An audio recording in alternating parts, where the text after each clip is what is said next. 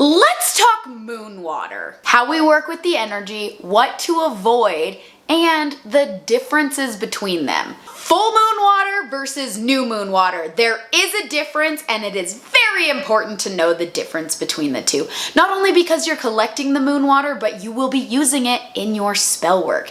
You literally need to know the difference. And I'm gonna break it down for you, so let's go. The new moon in general is all about planting. It is about setting intentions. It is about setting intentions and moving forward. It is about new beginnings, silencing, and the potential of what if.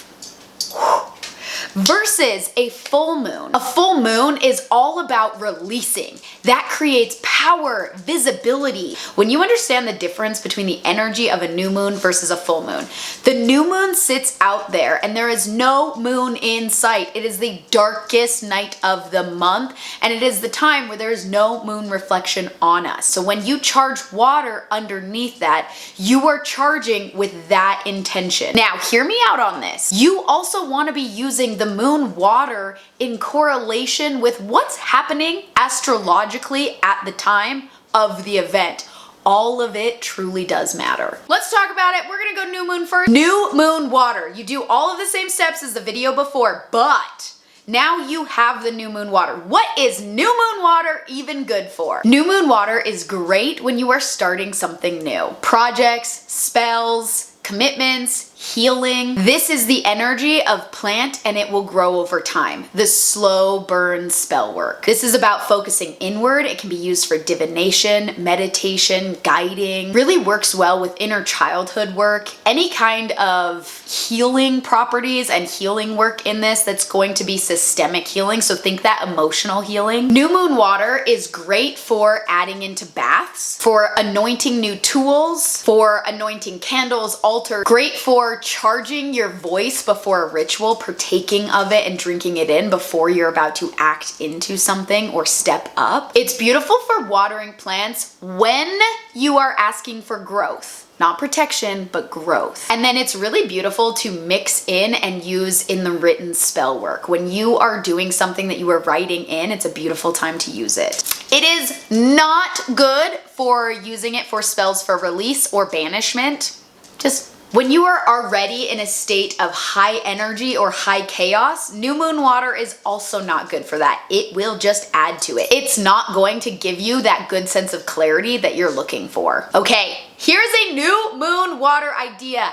Add a few drops into it and a couple herbs, a little bit of salt. Leave that bowl at your front door. That is going to cleanse the energy or the intention as people come into your space. You can also stir it into your coffee or a beverage of choice at the beginning of the week, once again for intention setting and intention planning. Think of this as the long burn energy.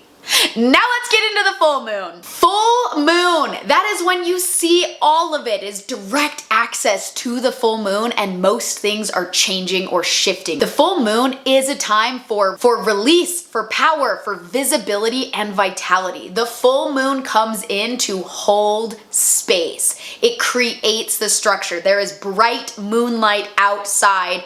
Even if it's on a cloudy day, the moonlight shines through. It is the life force that we know it to be. This is when we see, feel, or enter into that like moon goddess energy. I use full moon water when I want to amplify something I've already created. Full moon water is not for creation. It's for shifting, for changing, for moving, for releasing, for extenuating.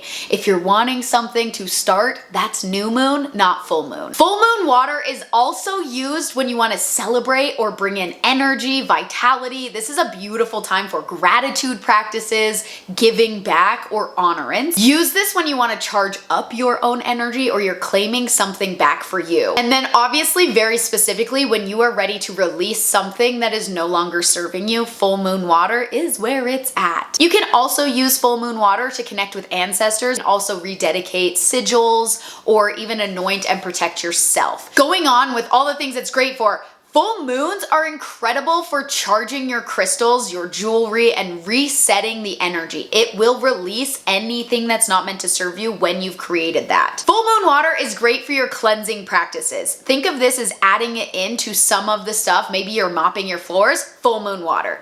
Maybe you are cleaning down your windows, full moon water. You are cleansing off your front door, full moon water. Full moons are powerful protectant. So think of the full moon and all the light that it brings. That light energy creates protection. Full moon water is great for your protection spell work. This is when you want to add it into your plants for protection. Full moon water is also created for your wards. You can add full moon water to the bases of your candle to heighten clarity and connection.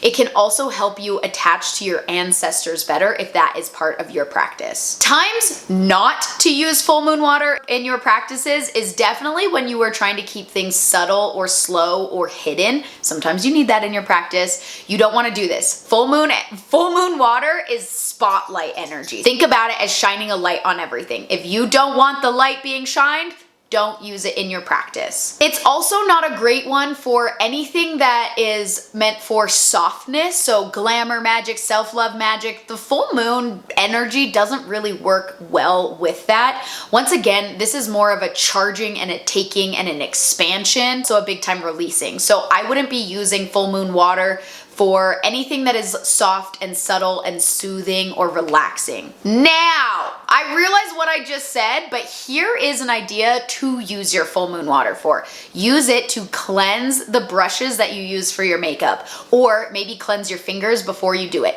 It's a great place to reset your magic.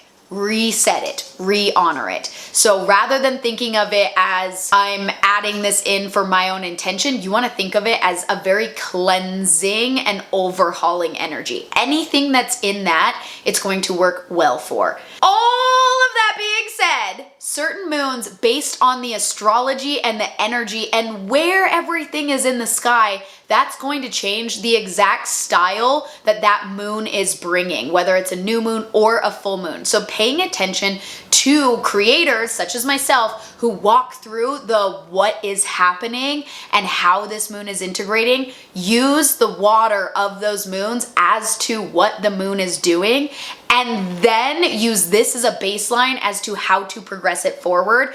That is going to be the way you want to approach your moon magic. Now, I realize in general, there's a lot of vagueness in here, and I have tried to be as direct as I can. That being said, there are times and places where things can be intertwined and change throughout it. But that's relatively the basis of a full moon versus a new moon. As a quick recap, full moon is all about power, vitality, releasing. And a new moon is all about intention setting, planting, and waiting for growth. If you understand those two bases, understand that of your moon water, and then that makes how to use the moon water just a little bit easier. At the end of the day, it is your practice, so do what feels best for you. But remember, spiritual psychosis is a real thing. So protect yourself always, protect everything that you're doing always, and use your water in the way it was meant to be used. Ground into the power and the magic of nature and watch what shifts. Okay, bye!